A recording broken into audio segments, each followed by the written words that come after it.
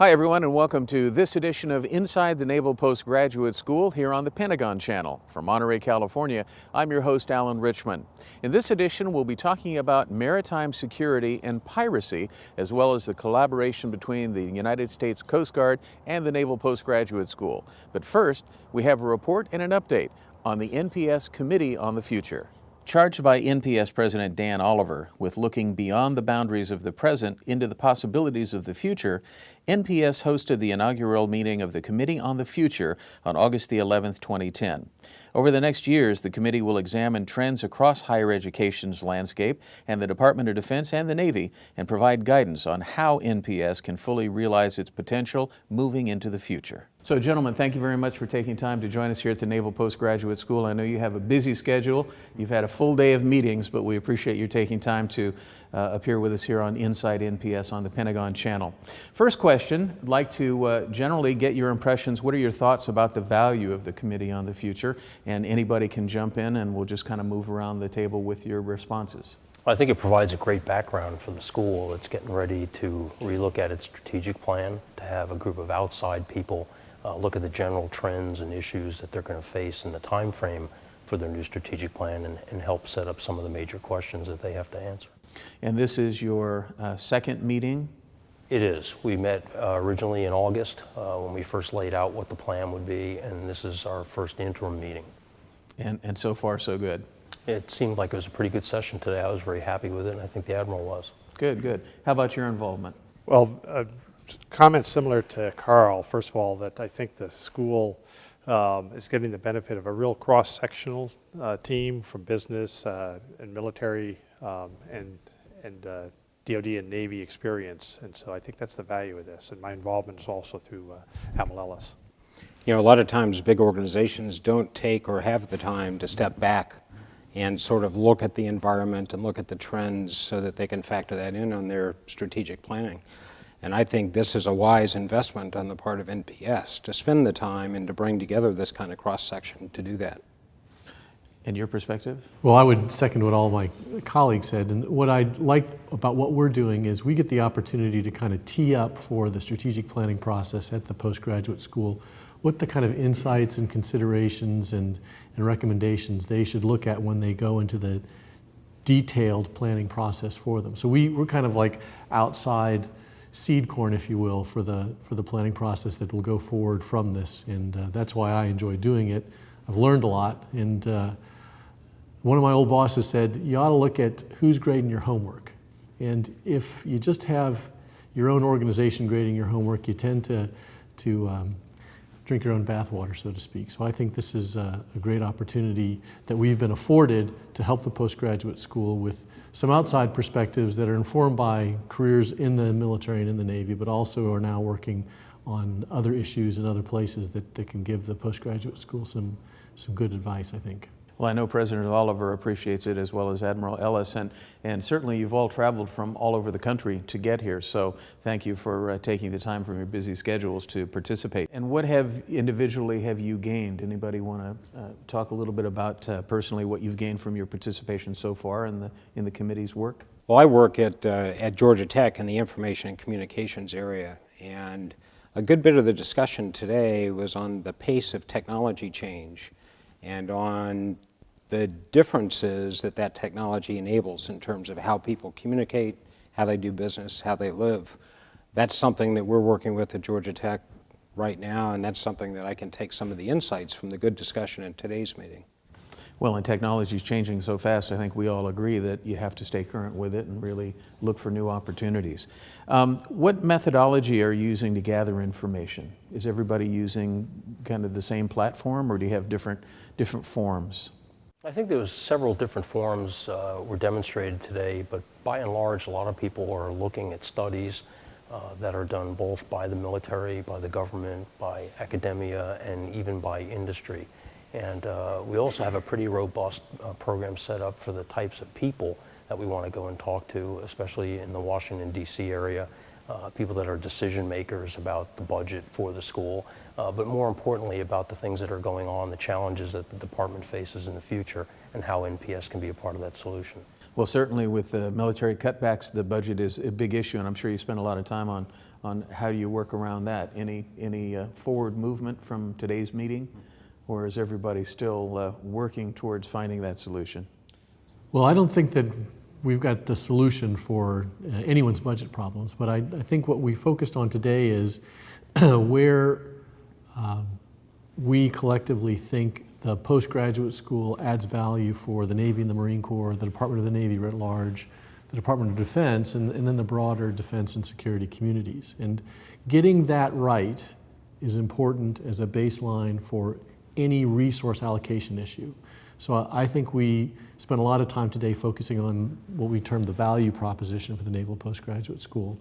And if we can help the postgraduate school get that right, then the appropriate resources will follow, in my opinion. And hopefully this can serve as a model for perhaps some other institutions, wouldn't you agree? But if I come back to this other issue of what we've learned from this experience, I think that, and Mark's comment about value proposition, this is my first association with the Naval Postgraduate School, and this institution has a tremendous value proposition. And if I've learned anything, it's how great that is, and probably how much work there is to do to let more people know about it. So I'm certainly learning that this institution offers a lot more than I realized, and a lot of my contemporaries realize back in the other organizations I deal with. What are some of the macro level trends that you see that are most important in terms of what you're working on now? I'll quote Carl on this. He teed this one up this morning, but he knows that I agree with it very much. It's the uncertainty. It's the fact that we are in a world where looking at the future is fairly uncertain, and it's not just, in my view, we're going to go through an uncertain period. We're going to live with uncertainty as the way of life, and so positioning organizations such as the postgraduate school so that they're agile and flexible and can adapt and have set things in place that are more adaptable and can respond to different situations, I think is a way to deal with the uncertainty. So the trend, in response to your question, I think the trend is the uncertainty that is certain to be with us for a fairly long time. And I think there's a big implication there beyond just how you do strategic planning to deal with that. I think it also has ramifications in people and what you value in them. Skills change over time, and I think we're looking at, as Jim said, this level of uncertainty would be with us for a long time, for the foreseeable future, especially in the area of technology. And I think it makes the leader that we want in this institution and in other places and in the military in general, people that are able to spot patterns perhaps faster than the other guy, if you will, and people that are more comfortable with abstraction and dealing in ambiguous circumstances. And I think those folks are going to rise to the top, and the institution is going to have to find ways that we do business differently in how we select people, find the right leaders, promote them, nurture them, et cetera.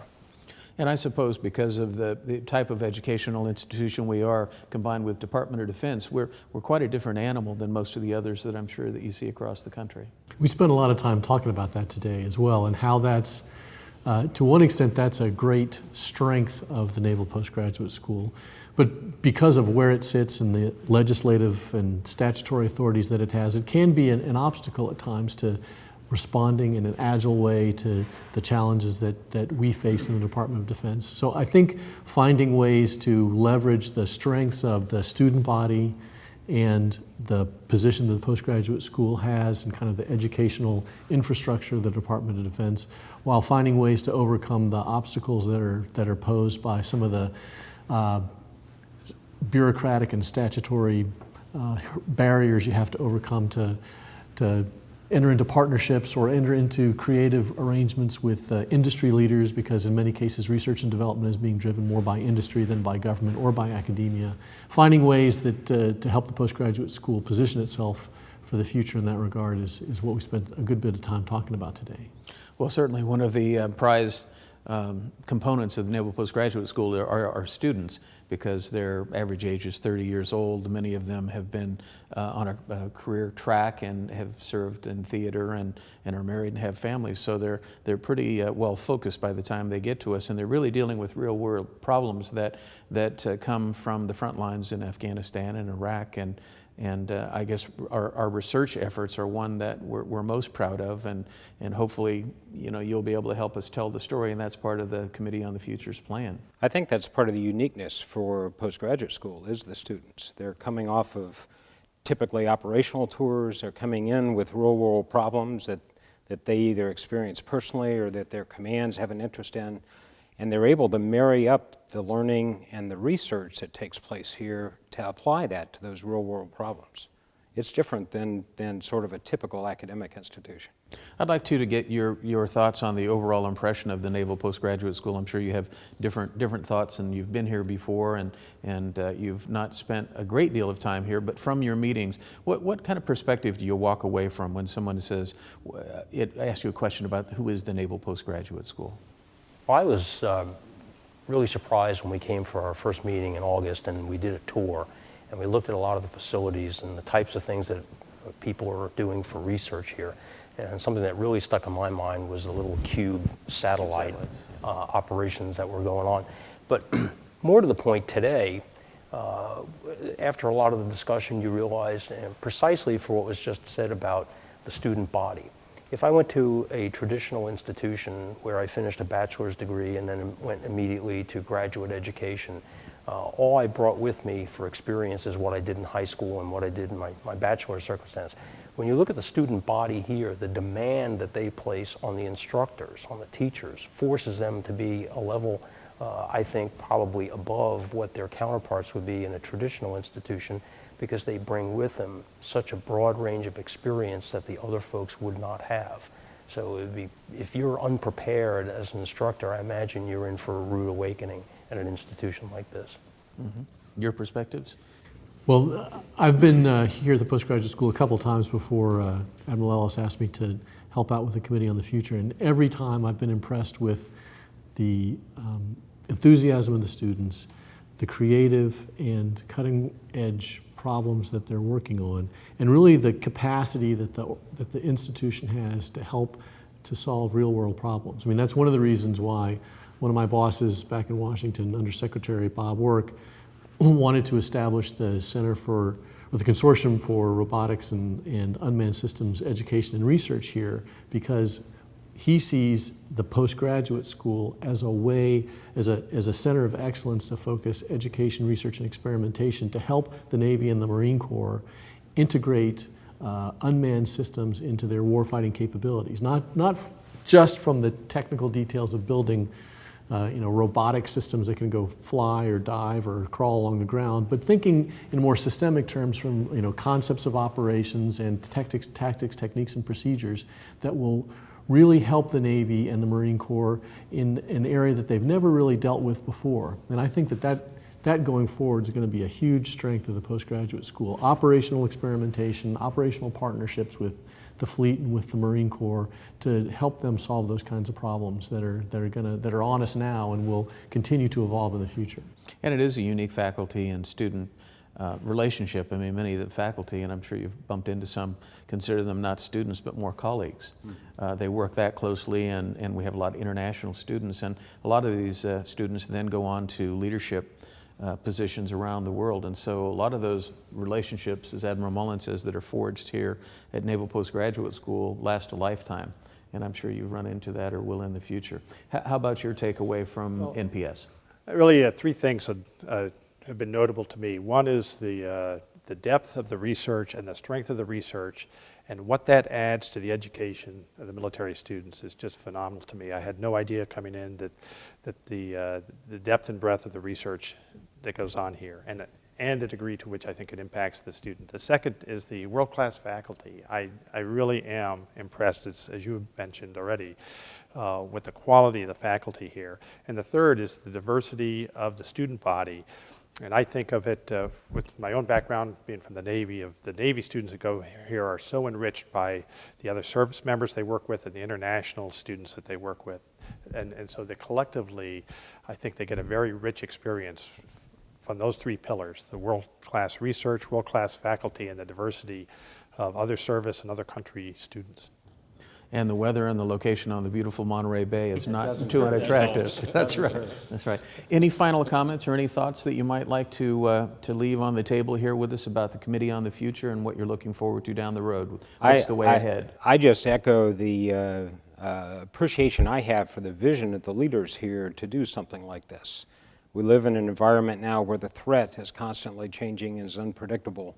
And to have the kind of, not only the current quality programs with the quality faculty and the students to address today's problems, but to be looking ahead at what's over the horizon so that they can adapt the organization. I think that's a pretty strong legacy for the leaders here to leave.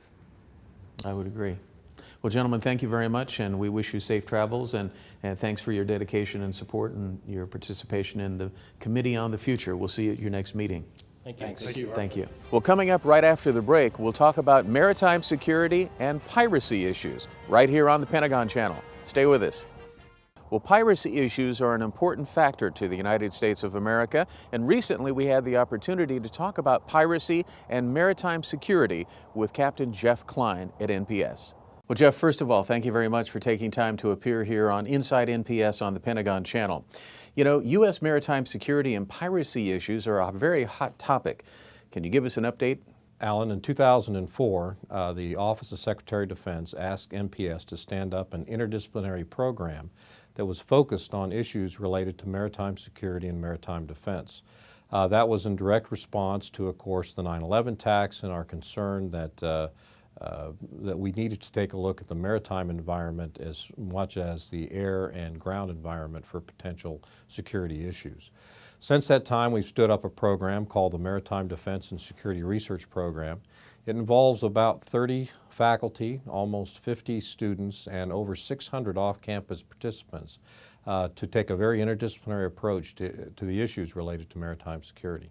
Now, Jeff, I know you were involved in a book some time back that dealt with piracy and maritime security. Can you tell us a little bit about that? Well, actually, Scott Jasper was the editor for that book. I contributed a single chapter, Chapter 5, called Securing the Global Commons. In that chapter, we take a look at why the global commons is important, the history behind freedom of the seas, the necessity for the United States to be concerned with that, the threats to those security to the global commons. Well, Jeff, we hear so much these days about piracy being such a huge issue on a global basis. Can you address that for us? The rate of piracy attacks actually on the coast of Somalia and out in the Indian Ocean is increasing. The successful number of attacks is staying the same or decreasing. So it looks like we're seeing an increase of rate, but their success has been held in check by our Combined Task Force 151, the EU forces, and the Chinese and Japanese contributions to security in the Indian Ocean. However, it's still a serious problem, although many people argue that the ransom paid compare nothing to the amount of money that international shipping actually reaps in.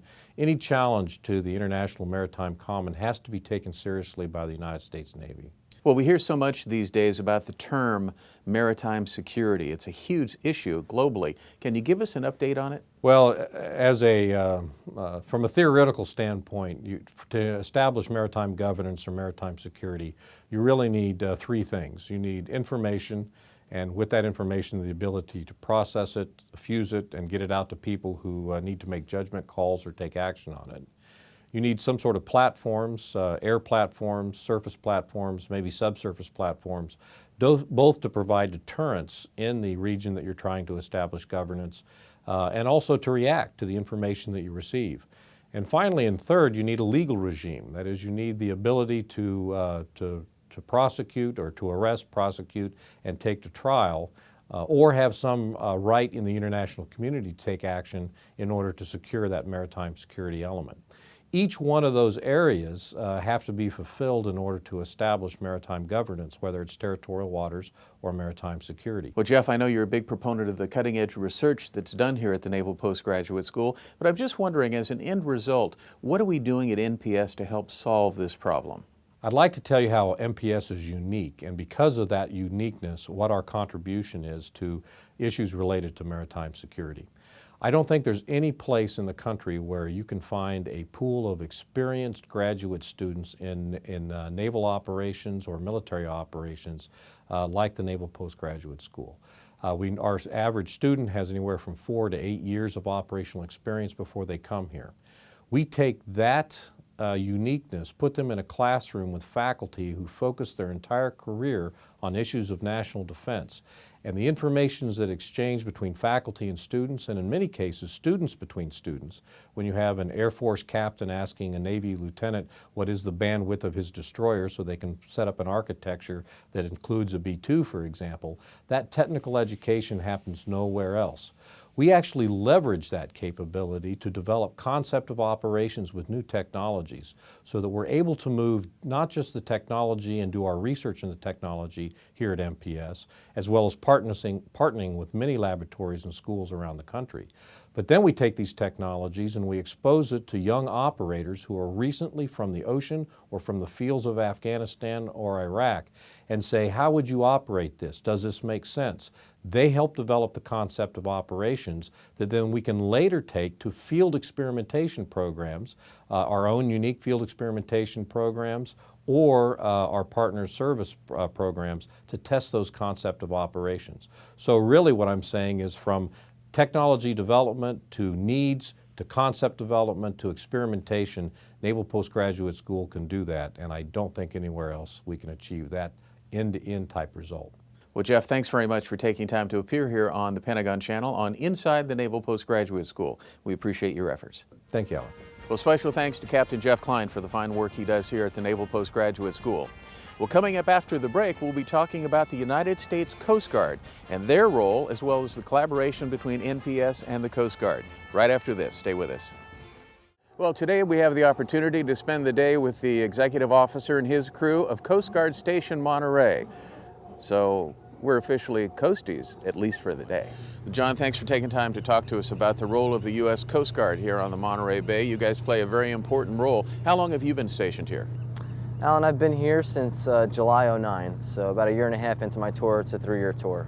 Now, most all of us that live here in Monterey know where the Coast Guard station here is and where the pier is, but for those that are watching around the country, tell us about being stationed in the Monterey Bay. It does have its benefits, doesn't it? It does, it definitely does.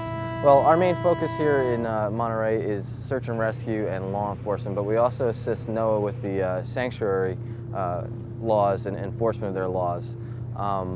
One of the big things that we do is assist with sightings for injured marine mammals, or with also enforcement of fisheries in the sanctuary. Now, how many people are stationed at the Coast Guard station in Monterey? How big a group? We have 41 people right now. Currently, the actual billet number for the station is 38. Okay, and you have several vessels, one of which we're going out on today. Can you tell us a little bit about their size Sure. and their crew makeup? So we have the 47-foot boat. Normally you have 4 people on that boat getting underway. We also have a 41-foot boat. Again, 4 people usually get it underway. And then we have a 25-foot boat, and that would be 4 people as well, typically. You're gonna have 1 break-in out of the 4, and the other 3 people out of that crew are all qualified crew members. Now, as I recall, the little one is the fast one. It's got the big engines on the back and tears across the ocean. Yep, the 25-foot boat, the RBS, is our fastest here at this station. Smaller boat, so obviously it can't go out in severe weather, but it's very quick, fast turns, and can get up to speed very quickly as well. And what's the role of the medium, the 25-foot boat, and then the 47-footer? Well, the 25-foot boat is mainly used for ports, waterways, and coastal security, what we call PWCS. And also you can do boardings and security zones enforcement with that boat, but it's not really ideal for search and rescue. And not ideal for boardings in any kind of severe weather. It's got to be pretty calm out to do boardings with that boat. And so that's probably the role of the 47, and that's the one that can roll completely over, right? That's right. The 47 can roll over. That one's designed for search and rescue and going out in heavy weather. And we see a lot of those stories up in Northern California where they get some pretty severe weather, and along the East Coast. Right, correct. Yes, that's the boat that you're going to see that can go out there in storms. It can go out in 50-knot winds and 30-foot seas. It'll capsize, and within 8 seconds it'll right itself. But we're not going to do that today. We're not right? going to do that today. Okay, we're going to avoid great. that. So. Right, good. So John, a lot of people don't realize it, but the Coast Guard is really the law enforcement agency of all the military services, correct? That's correct, Alan. The Coast Guard's unique as a branch of the armed forces in that it's not bound by the Posse Comitatus Act. It can exercise law enforcement within the continental U.S., whereas the other branches cannot do that. It will serve as an agency in defense in times of war, and also as a law enforcement agency. We enforce fisheries requirements. We enforce safety requirements on vessels as well, ensuring that they have all the safety equipment on their boat, as well as other sanctuary requirements right here in Monterey Bay. Now, I know we've been out with you before and had the pleasure of understanding a little bit more about your work, but you typically do a lot of training, especially with man overboard exercises, right? That's pretty much what we do all the time, Alan, is constantly train so that we're proficient for the actual case. So whenever we're not involved in a real case or doing boardings or law enforcement, we're training. And typically when you do a boarding, are people generally pretty nice and they understand why you're doing that? What are you checking for when you do the boardings? For boardings on a recreational boat, we're going to be checking for their safety equipment, so we're going to make sure that they have a life ring or a throwable flotation device, one or the other, that they have life jackets, and that they have pyrotechnics. That's for the smallest class of recreational boats, and as they get bigger, there's more requirements. So there's different requirements depending on the size of the vessel. And then also another thing that we're always checking is making sure that they're, if they have a sewage system on the boat, if they have a toilet, that it's secured and they're not pumping within the sanctuary. Okay, and one final question. What do you like most about being in the United States Coast Guard? I love getting out on the water and doing our missions. It's very enjoyable for me to be out on a boat. I love being on the water, and everything that we do as far as doing search and rescue or law enforcement all appeals to my my aspirations and personality. Great. Well, thanks very much for the great Thanks, job Alan. you and your crew do here. Thanks, Alan. Thanks Thank for you. having us. Well, that's it for this edition of Inside the Naval Postgraduate School here on the Pentagon Channel. I'm your host, Alan Richmond. Thanks for joining us. We'll see you next time, again, right here on the Pentagon Channel.